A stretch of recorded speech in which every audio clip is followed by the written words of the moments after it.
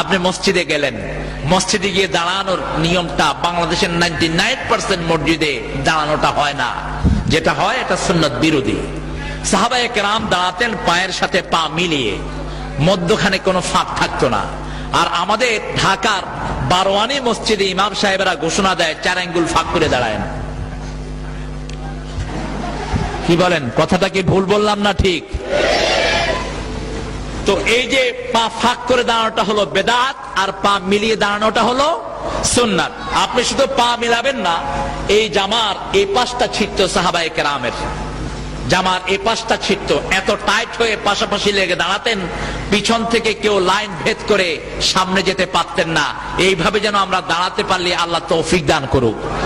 হাদিসে এসেছে কাব বিল কাব, কাতিফ বিল কাতিফ, টাকনুর সাথে গোড়ালির সাথে গোড়ালি, আর কাদের সাথে কাঁধ। এইভাবে আপনি নামাজে দাঁড়াবেন। নামাজে দাঁড়িয়েই আপনি সানা পড়বেন। অনেকগুলো সানা বিশ্বনবী সাল্লাল্লাহু আলাইহি ওয়াসাল্লাম পড়তেন। আল্লাহুম্মা বাঈদ বাইনি ওয়া বাইনা খাতায়া, আপনারা হয়তো শুনেছেন। আব্দুর রাজ্জাক সাহেব বোধহয় ওটার উপরেই কথা বলেছেন, জান্নাত জাহান্নামের কথা বলতে গিয়ে।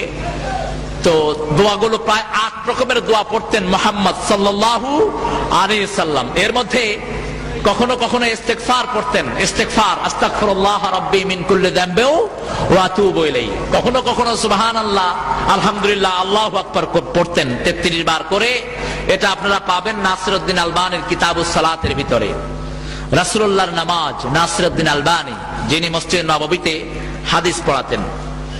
এরপরে আপনি নামাজের মধ্যে সবচেয়ে বড় যে বেদাতটি আমাদের দেশে দেখা যায়, সেটা হলো সালাম ফিরানোর পরেই কিছু মাসনুন দোয়া আছে যেটা বিশ্বনবী সাল্লাল্লাহু আলাইহি ওয়াসাল্লাম করতেন। সেগুলো না হয়ে আমরা সালাম ফিরানোর পরেই সবাই কি করি?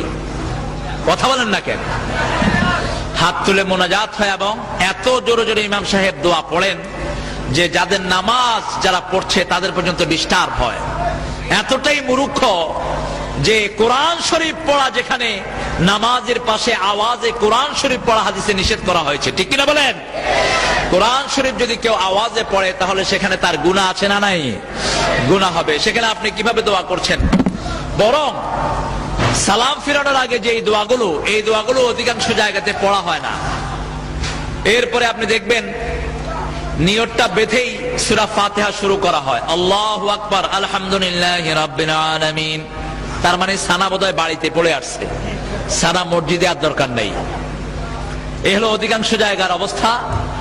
তো আমরা পার্সোনালি যে সমস্ত জায়গাতে সুন্নতের নামাজ নেই, সল্লু কামা রাআইতুমুনি উসাল্লি, এগুলোতে আমরা রেগুলার নামাজ পড়বো না। আমরা রেগুলার নামাজের জন্য ওই মসজিদটাকে বাছাই করে নেব যে মসজিদের সুন্নত অনুযায়ী নামাজ হয়। রাজি আছেন তো আপনারা?